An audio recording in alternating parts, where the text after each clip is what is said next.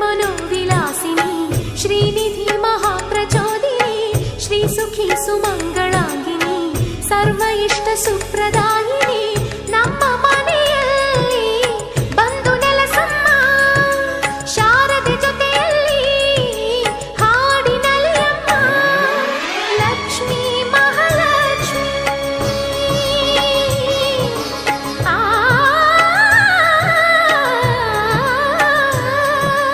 ಲಕ್ಷ್ಮೀ ಮಹಾಲಕ್ಷ್ಮಿ ಲಕ್ಷ್ಮೀ ವರಲಕ್ಷ್ಮಿ ಲಕ್ಷ್ಮೀ ಗೃಹಲಕ್ಷ್ಮಿ ನೀ ನಗುವಾಗಿ ನಗವಾಗಿ ಬಾರಮ್ಮ ಬಡವರ ಮನೆಗೆ